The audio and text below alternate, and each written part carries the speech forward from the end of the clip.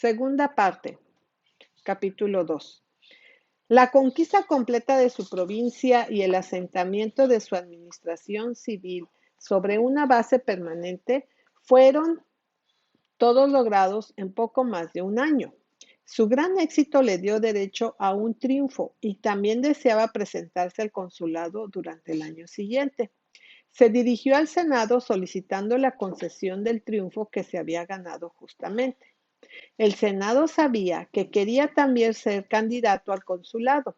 La ley era que ningún general a quien se le había concedido un triunfo debería entrar en Roma hasta el momento de la entrada triunfal, que el tiempo lo fijaría el Senado, y la costumbre que tenía fuerza de ley era que todo candidato a consulado debía comparecer públicamente en el foro en 3 ocasiones distintas y debía estar presente personalmente en el foro el día de la elección.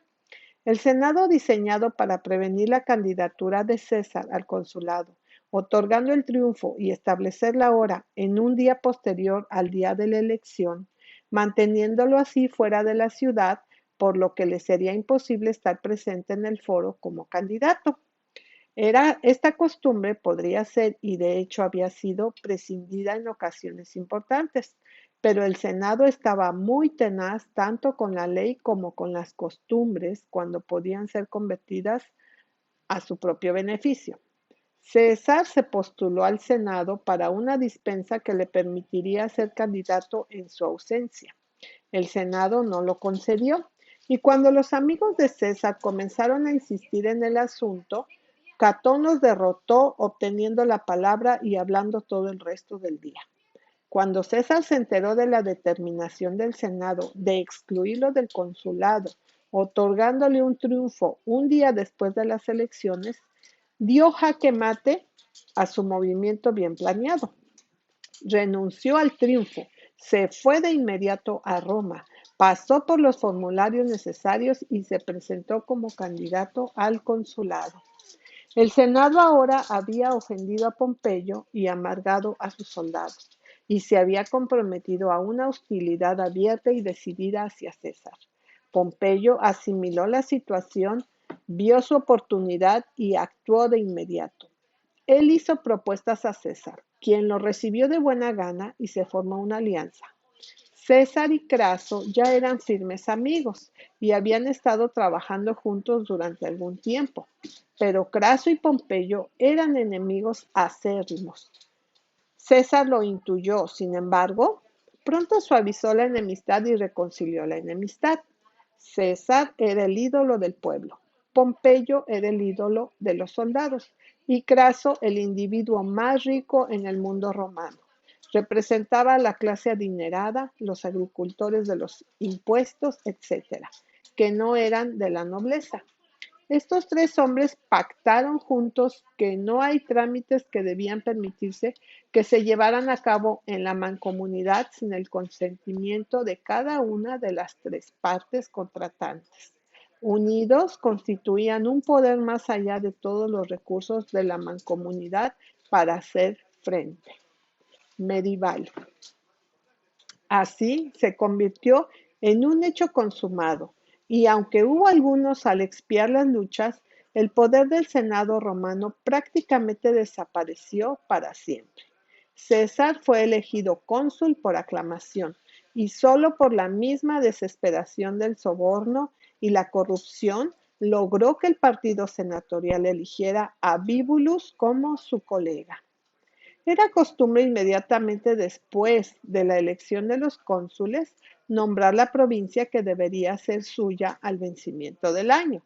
El Senado trató de emitir un insulto a César, asignándole el departamento de caminos y bosques, pero eso no le importaba, ya que tenía el poder del Estado y tenía un año completo para usarlo antes cualquier cosa en esa línea debía de realizarse. El consulado de César fue para el año 59 a.C. El primer acto de su administración fue conseguir la publicación de las actas del Senado para que la gente supiera lo que allí se hacía. Luego, presentó la ley de tierras por la recompensa de los veteranos de Pompeyo, que el Senado había negado permitir.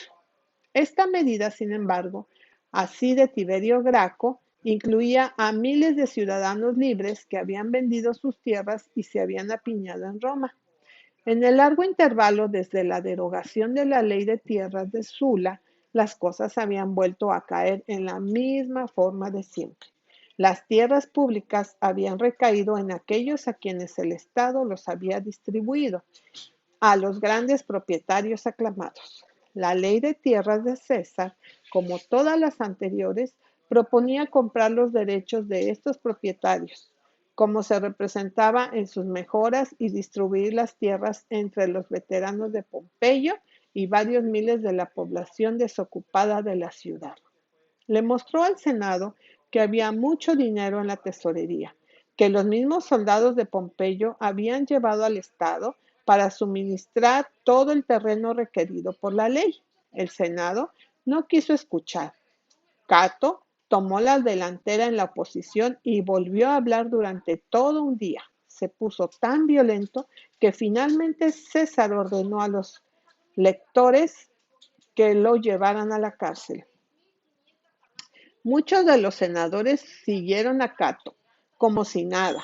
Sin embargo, César ordenó que Cato fuera puesto en libertad, diciéndoles al mismo tiempo que como se habían negado a participar en la legislación, de ahora en adelante presentaría inmediatamente sus propuestas al pueblo.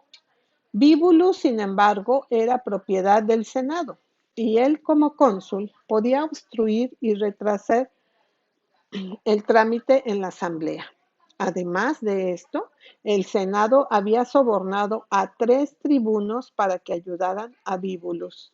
César no vaciló, se fijó un día y él presentó su proyecto de ley en el foro, que antes del amanecer la población se había llenado hasta desbordar para evitar que el senatorial entrara. Como Bíbulo era cónsul, se le abrió un paso entre la multitud y ocupó su lugar con César en el pórtico del templo de Castor y Pólux. César dio un paso adelante y leyó en una tableta la propuesta de ley, y volviéndose hacia Bíbulus, le preguntó si encontraba alguna falta. Bíbulus respondió que no debería haber revoluciones mientras él fuera cónsul, a lo que la asamblea silbó. Esto enfureció aún más a Bíbulus y estalló en él toda la asamblea. Durante mi año no obtendrás tu deseo, no aunque lo lloraras con una sola voz. Pompeyo y Craso, aunque no funcionarios, estaban presentes. César ahora les hizo una señal. Dieron un paso adelante y él preguntó si apoyarían la ley. Pompeyo hizo un discurso en el que declaró que hablaba por sus veteranos y por los ciudadanos pobres, y que él aprobaba la ley en cada letra de la misma. Entonces, César preguntó: ¿apoyarás la ley si se opone ilegalmente? Pompeyo respondió: ya que tú, cónsul, y ustedes, mis conciudadanos, me piden ayuda a mí, un pobre sin oficio y sin autoridad, quien sin embargo ha hecho algún servicio al Estado, digo que llevaré el escudo si otros desenvainan la espada. Ante esto, se levantó un gran grito en la asamblea. Craso, seguido de un discurso con el mismo propósito, asimismo se unió al eco. Bíbulus se apresuró a prohibir la votación que se realizaba. Los tribunos sobornados interpusieron su veto. Bíbulus declaró que había consultado los auspicios, había leído al cielo y que era desfavorable a cualquier otro procedimiento en ese día, y declaró a la asamblea disuelta. Pero la asamblea no se había reunido para ser disuelta por él, ni de ninguna manera como esa. No le prestaron atención. Él entonces declaró que todo el resto del año era tiempo santo. Esto fue recibido por un grito que ahogó completamente su voz. La asamblea se precipitó sobre la plataforma, empujó a Bíbulus, rompió su insignia del cargo, lo atacaron con los tribunos sobornados y pisoteados, pero pudieron escapar sin heridas graves. Luego, Cato tomó la atención, se abrió paso hasta la rostra y comenzó a criticar a César. Se encontró con un rugido de la asamblea que ahogó por completo su voz, y en un momento fue detenido y arrastrado, delirando y gesticulando. Luego, la ley fue aprobada sin una voz disidente. Al día siguiente, Bibulus pidió al Senado que aprobara un decreto anulando el acto de la asamblea, pero este falló. Catón, Celer y Favonio se negaron abiertamente a obedecer la ley, sobre la que se aprobó una segunda ley, que lo convertía en un delito capital, y se negaron a jurar obediencia a la ley. Bibulus luego se encerró a sí mismo en su propia casa y se negó a actuar como cónsul nunca más. Esto dejó el triunvirato absoluto, con el poder real en manos de César casi durante el resto del año. Los soldados de Pompeyo habían sido previstos por la ley de tierras que acababa de aprobarse, y sus actos en Asia fueron confirmados. Además de esto, se aprobó una ley en nombre de Craso. Los agricultores en todas las provincias habían aceptado el contrato a un precio demasiado alto de los impuestos, y ahora no ganaban tanto como esperaban. Craso fue el jefe de todos estos, y se aprobó una ley otorgando nuevos términos. Con estos actos, César se había atado más firmemente a sí mismo, tanto como a Pompeyo y como a Craso. Luego procedió a gratificar más plenamente a la gente con una magnífica exhibición de obras y juegos.